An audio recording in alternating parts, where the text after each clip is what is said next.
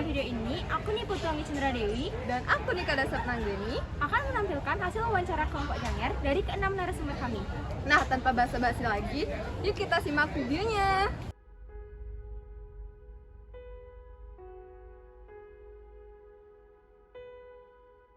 Pendapat Bapak tentang wawasan Nusantara sangat-sangat perlu. Karena Nusantara itu berbagai macam suku, agama, dan ras lah. Tapi disatukan bagaimana menjaga NKRI itu tetap ada di bumi dunia ini gitu lah. Jadi sehingga tidak terpecah-pecah seperti negara-negara lain. Itu salah satu yang paling perlu. Jadi wawasan Nusantara sangat perlu bagaimana membangkitkan bernegara, berbangsa, bertanah air. Kalau menurut kakak wawasan Nusantara kita itu kan satu kalimat gitu. Kita bagi dua deh, wawasan itu kan artinya pengetahuan, ya intinya pemahaman lah. Nusantara itu yang Nusantara kita ini. Jadi mudahnya, simpelnya itu wawasan Nusantara bagaimana sih kita tuh kayak memahami gitu, gimana sih cara kita memandang Nusantara kita ini dari berbagai segi itu, misalkan dari ekonominya, budayanya, geografisnya, dan masih banyak lagi.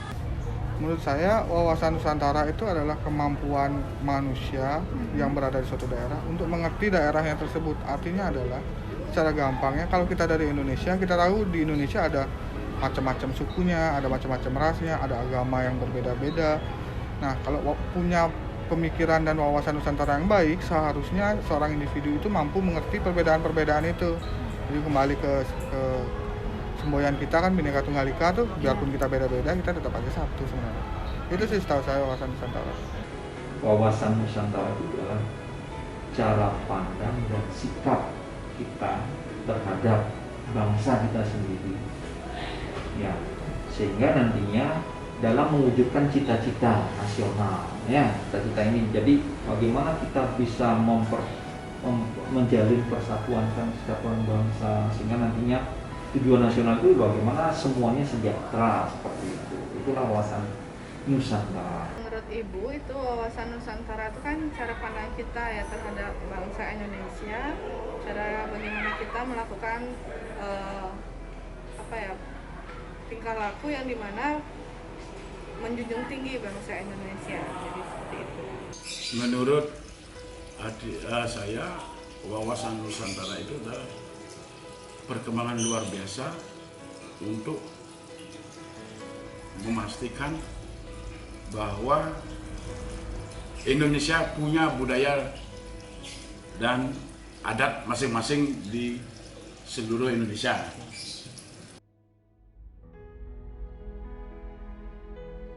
Tujuan kenapa kita cukup penting sekali untuk dipelajari wawasan Nusantara ini, kenapa krusial sekali adalah karena untuk mengembangkan, untuk membangun negeri ini, kita perlu pemahaman kan, kita perlu tahu ini negeri isinya gimana sih gitu. Kita perlu tahu geografisnya gimana, kita perlu tahu masyarakatnya bagaimana, ya kan, bagaimana keberadaan sosial itu bagaimana gitu intinya di negara itu. Intinya kita perlu tahu secara detail, dan itulah makna daripada wawasan Nusantara. Jadi dengan mempelajari wawasan Nusantara, kita bisa mengenal lebih jauh mengenai negara kita ini. Jadi kita tahu kurangnya di mana, yang perlu ditambahkan untuk kayak gimana, ya kan. Kalau kita mau membangun itu ke arah mana gitu. Itu yang paling penting sebenarnya kalau kakak. Sederhananya adalah supaya kita nggak berkelompok sih. Sebenarnya kayak kasus-kasus yang sering terjadi adalah perselisihan agama ini dengan agama ini. Padahal kita kan sama-sama satu negara kan. Kenapa sih harus sampai kayak begitu, permasalahan sesepele itu tentang kepercayaan dulu sifatnya individu. Bebas setiap orang memeluknya, entah dia percaya atau apa, percaya sama apa. Nah, kalau orang nggak punya wawasan Nusantara yang cukup, mereka akan berpikir, wah, pahlawan-pahlawan saya dulu, pahlawan-pahlawan Indonesia dulu itu agamanya ini, jadi agama ini yang harus ngotot. Padahal nggak ada seperti itu seharusnya. Kita berjuang bersama, kita satu negara.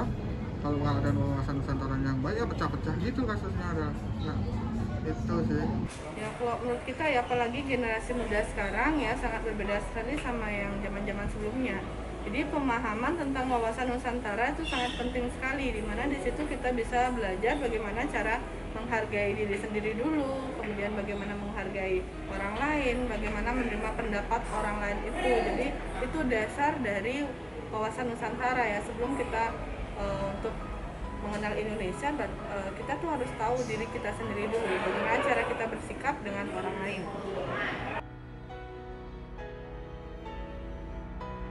Ya, jadi yang harus kita lakukan sebenarnya itu dari keluarga. Ya, jadi pertama kalian kalau sudah sadar seperti ini di keluarga, Ya, jadi di keluarga, mungkin di keluarga, di lingkungan kalian terdekat belum begitu dibudayakan gitu. Belum begitu dibudayakan. Sebagai contoh, kalian orang Bali bisa tak ngomong Bali? Bisa tak ngomong Bali yang benar? Tapi tidak Nah, fasih. itu karena yang namanya budaya itu harus dilakukan sehari-hari biar jadi kebiasaan gitu. Itu loh di lingkungan keluarga. Dan kalian kalau sudah seperti ini, kalian harus punya kemauan bagaimana saya harus bisa melestarikan budaya kami, budaya kita gitu.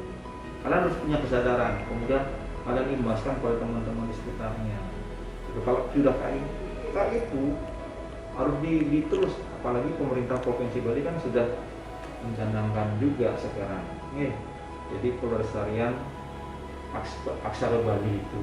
Di sini kami sebagai pelaksana budaya harus sharing dengan desa adat dan pian adat khususnya di Bali, bahwa generasi kita mulai diajarkan masuk seko-seko seperti seko Dharma Gita, seko gong, seko tari-tarian, itu biar dianggarkan melalui dana desa, biar masyarakat yang ada di lingkungan desa Daging Kajo biar biasa dari dulu mempelajari seni dan budayanya yang ada di lingkungan Banjar Bali. Itu semua tergantung pemimpin yang bisa melaksanakan kegiatan-kegiatan, dan jangan sampai lupa menganggarkan seni dan budaya kita yang ada di desa dan Kajo. Itu aja yang kami bisa miliki dalam hal ini. Akan menimbulkan radikalisme. Itu saja. Kalau belum ada, kalau kurang wawasan kita, maka akan timbul radikalisme yang sekarang marak-maraknya di Indonesia. Inilah yang membuat hancurnya negara kita, Kesatuan RI, kalau kita terpengaruh oleh radikalisme tertentu. Oh, ada banget. Contoh misalkan begini. Misalkan andai kata kakak ini pemerintah ya, misalkan let's say kakak ambil contoh agak jauh ya, maaf ya. Misalkan kakak Menteri Pertahanan gitu, misalnya ya. Kemudian kakak melihat bahwa militer di Indonesia ini sangat kurang sekali dalam beberapa bidang, khususnya adalah bidang aviasi misalkan. Nah kemudian kakak kayak babi buta itu aja, kakak nggak pelajari Indonesia ini seperti apa. Kemudian anggaran negara yang sekian banyaknya kakak alokasikan untuk membeli sarana seperti kapal induk contohnya. Padahal di Indonesia itu pulaunya kan sudah banyak, kita kan negara 1000 pulau kan. Itu bisa saja dijadikan pangkalan-pangkalan tanpa harus membuang duit, dan itu lebih efisien kan. Jadi kalau kita tidak mempelajari wawasan Nusantara, akhirnya resultnya itu adalah akan banyak sekali sumber daya di negeri kita ini yang terbuang-buang karena kita tidak mengalokasikannya dengan baik gitu. Itu kalau menurut kakak, kalau kita nggak pelajari. Banyak balik lagi ke yang saya bilang sebelumnya ya, karena akhir-akhir ini tuh demonya tuh yang kayak kemarin tuh saya baru baca tentang Ade Harmando, bahwa dapat baca kalau sempat. Nah, itu kan cuma beda sudut pandang aja ya, satu menganggap bahwa ini begini, satu pandang ini. Ditelanjangin orangnya karena perbedaan pendapat, itu kan udah nggak masuk akal ya. Itu wawasan Nusantaranya mana? Hanya karena perbedaan pendapat kamu bisa mempermalukan seseorang kayak gitu tuh loh, kan berlebihan banget ya. Kalau berdebat beda pendapat tuh udah hal yang wajar menurut saya. Malah seharusnya bagus, ada perdebatan itu bagus, artinya ada sudut pandang berbeda yang bisa nanti kita kita argumenkan. Jadi ntar di perjalanannya ketemu jalan yang lebih baik. Sedangkan kalau umpamanya wawasan Nusantaranya nggak ada ya, kejadian-kejadian yang kemarin itu yang terjadi tuh, sampai ditelanjangin loh tuh berapa ribu orang tuh yang lagi demo tuh. Menyayat hati kalau saya ingat itu. Jadi itu sih resiko kalau wawasan Nusantara nggak diamanatkan, cuma diteorikan saja gitu.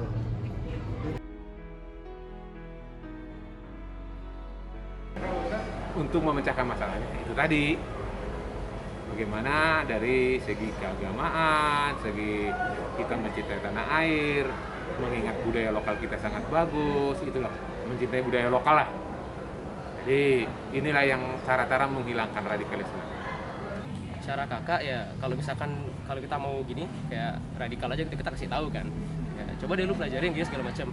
Kalau cara kakak kasih lihat dulu nih bahwa negeri kita ini bagusnya di mana sih gitu. Misalkan dia sefrekuensi sama kakak bilang, cuy, ternyata Indonesia tuh gini loh di bagian sini gitu. Karena kan pasti ngerti kan ya kan, pasti perlahan-lahan muncul minatnya gitu.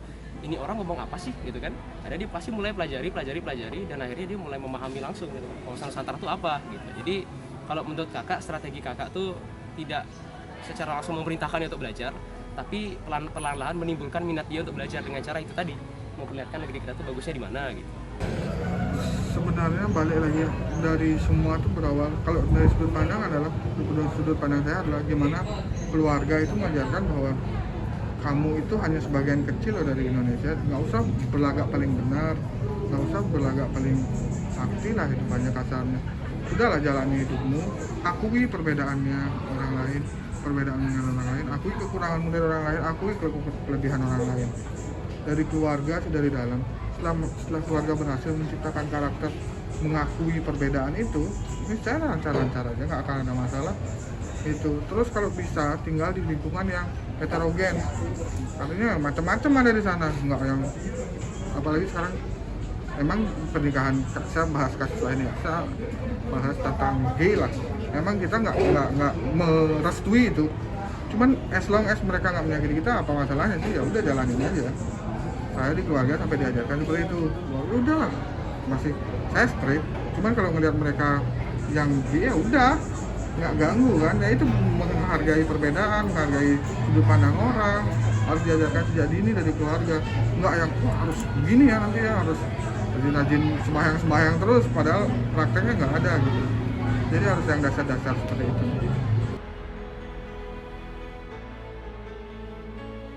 Oh ada sekali. Karena kalau kita gini ya, itu kan seperti pageant gitu ya ajangnya. Kalau kita lihat judulnya kan Teruna Bagus Teruni Jegeg, Sisma gitu. Itu kan kalau kita lihat dari bahasanya kan Bali ya, Balinis banget. Dan mungkin kalau kita bisa lihat in depth bagaimana proses pemilihannya, bagaimana proses tema apa yang diangkat seperti itu kan kita bisa lihat sendiri, itu sangat Balinis banget gitu ya. Jadi kan kita kayak memahami dengan melakukan pageant ini, kita memahami apa sih yang Bali kita butuhkan. Khususnya kalau waktu itu kan yang diangkat kayak pariwisata gitu temanya ya. Jadi kan kita tahu dengan kalau kita mengangkat tema pariwisata, otomatis artinya kita tahu bahwa Bali ini merupakan pulau yang basisnya adalah pariwisata gitu, untuk secara pendapatannya gitu kan. Nah maka dari itu sudah bisa kita pastikan bahwa ini adalah hasil daripada mempelajari wawasan Nusantara dan diaplikasikan ke dalam kehidupan sekolah, salah satunya dengan mengadakan pageant seperti TBTJ atau Teruna Teruni Sisma ini gitu.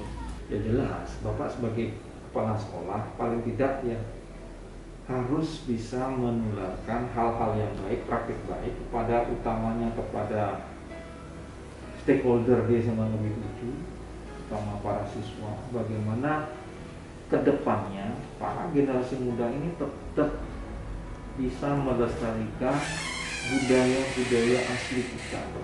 Nah, gimana? Udah disimak kan videonya? Semoga apa yang kita tampilkan tadi dapat menjadi referensi kalian dalam memahami wawasan Nusantara ya. Terima kasih. See you.